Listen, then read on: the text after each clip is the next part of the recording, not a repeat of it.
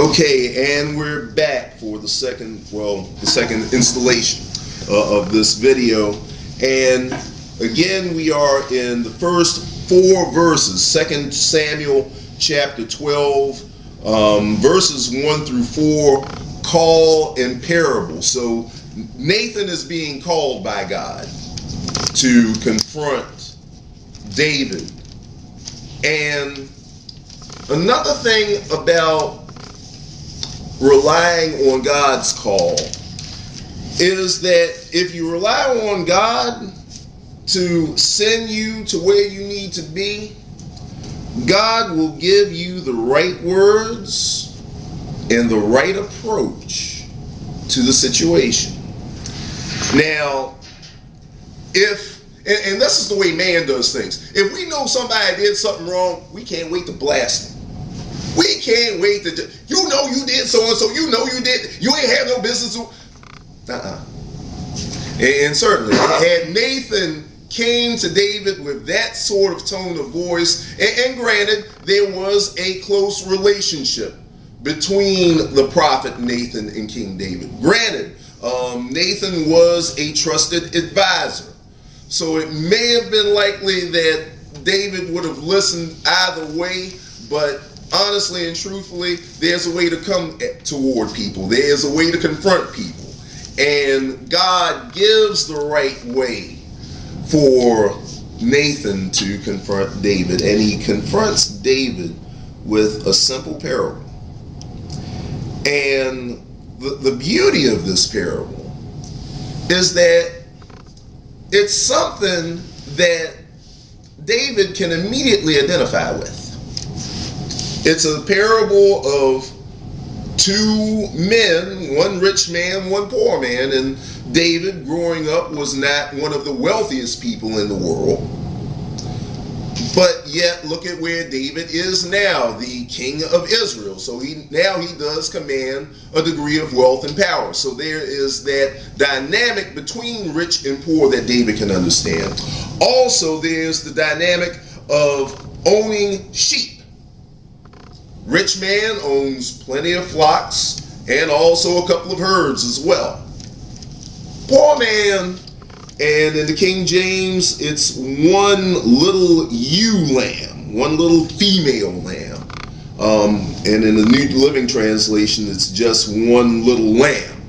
But either way, we get the picture that there is a difference between one person who owns a great many animals, and that other one that owns that one. And what do we see about this, the poor man that owns that one little ewe lamb? There's some things that kind of like jump up out of that scripture. First of all, that the poor man bought that little ewe lamb. It wasn't something that was given to him by heredity. It was not something that was just bestowed upon him, that he actually had to work for the money. I imagine it took a lot of effort.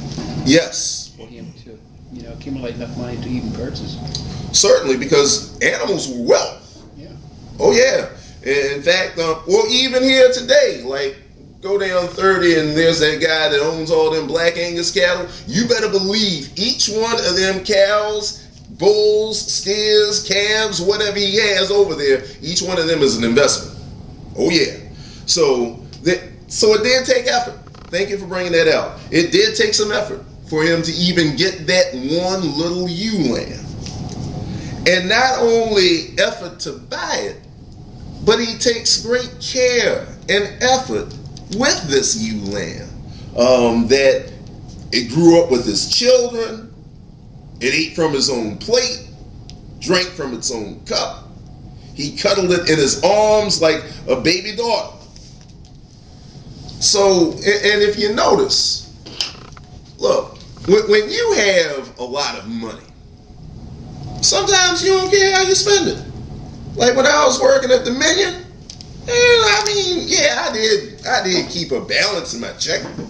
But for the most part, it's like, so what? If I want to buy something, I buy it. I really didn't care that much. Now that I'm not working at Dominion anymore, and I'm, a substitute teacher, you better believe.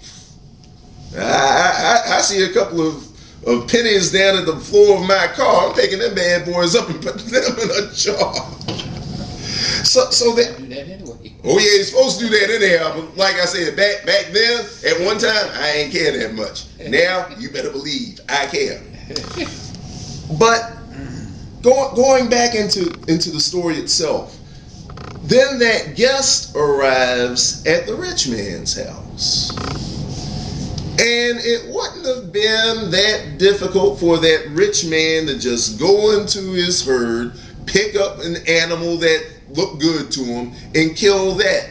But there's the level of selfishness, there's a level of stinginess, there's a level of greed that not only shows a sense of economic contempt, but an overall social contempt for that one man who invested all that time and effort into that one lamb that he can afford, for the rich man to just go ahead and take that away from him and kill it. And this level of contempt is what has provoked the anger of God. But yet, again, God does not send Nathan down with immediate fire and brimstone. Of course, that's going to come later on in the chapter. He doesn't send Nathan down with an immediate word of condemnation. Certainly, that's in the chapter. But instead, a parable is told to try to put David into a sense where he can see the wrong, where he can see the wrong with his own eyes. Deacon Mickens, if you would, please. Okay.